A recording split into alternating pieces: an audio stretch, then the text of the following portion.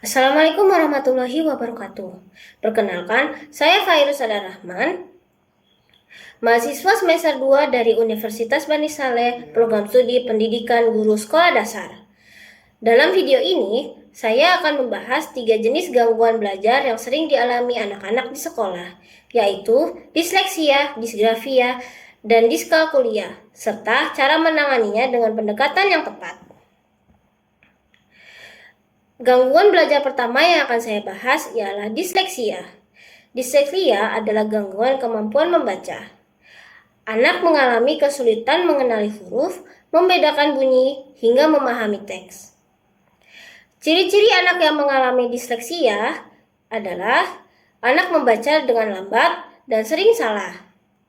Anak sering membalik-balikan huruf seperti B menjadi D, menambahkan atau menghilangkan kata, serta kesulitan memahami isi bacaannya. Cara menanganinya dapat menggunakan metode fonik. Metode fonik adalah teknik membaca dengan mengenali bunyi huruf, bukan sekedar mengingat bentuknya. Lalu, menggunakan media visual dan audio seperti gambar, lagu fonik, atau aplikasi interaktif. Lalu, melakukan metode multisensori, seperti melibatkan semua indera, seperti indera penglihatan, pendengaran, dan sentuhan.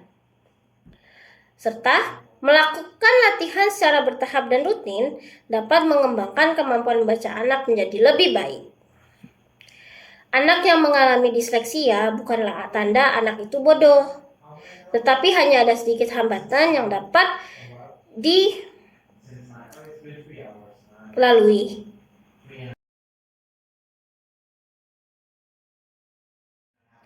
Lalu gangguan belajar yang kedua, disgrafia.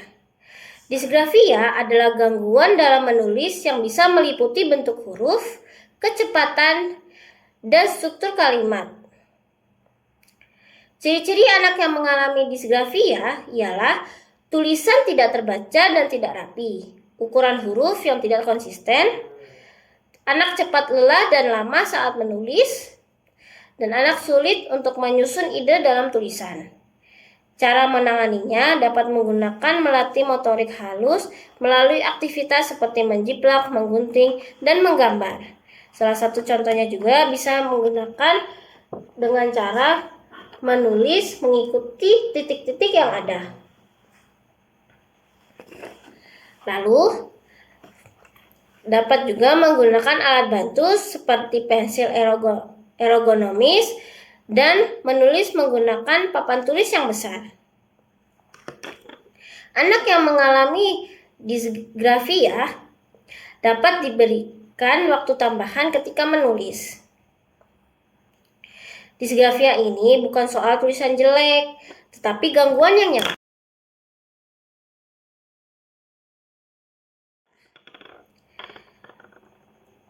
Gangguan belajar yang terakhir kita bahas ialah diskalkulia. Diskalkulia adalah gangguan dalam memahami angka dan konsep matematika atau kesulitan berhitung. Ciri-ciri anak yang mengalami diskalkulia, anak-anaknya sulit memahami dan perjumlahan dan pengurangan. Bahkan anak-anak yang mengalami diskalkulia kesulitan dengan perjumlahan 1+1. Anak-anak yang mengalami diskalkulia juga bingung membedakan simbol-simbol seperti tambah, kurang, kali, lambat menghafal tabel perkalian, dan sulit menyelesaikan soal cerita matematika. Cara menanganinya dapat menggunakan alat bantu visual seperti sempoa, puzzle, angka, dan papan bilangan, dan kancing, agar anak dapat bisa memvisualkan soal yang diberikan. Menerapkan belajar konkret yang bertahap, lalu menggunakan metode belajar kerja kelompok, serta mengajarkan cara berhitung dengan strategi langkah demi langkah. Diskalkulia bisa membuat anak takut pada matematika. Tetapi dengan alat bantu yang tepat dan pendekatan visual yang benar, anak tetap bisa memahami konsep berhitung.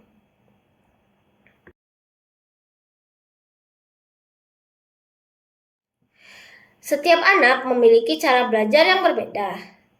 Disleksia, disgrafia, dan diskalkulia bukan hambatan tetapi tantangan yang bisa diatasi dengan pendekatan yang sabar dan sesuai. Baik, sekian dari saya. Terima kasih. Bila ada salah kata dan kekurangan, mohon dimaafkan. Wassalamualaikum warahmatullahi wabarakatuh.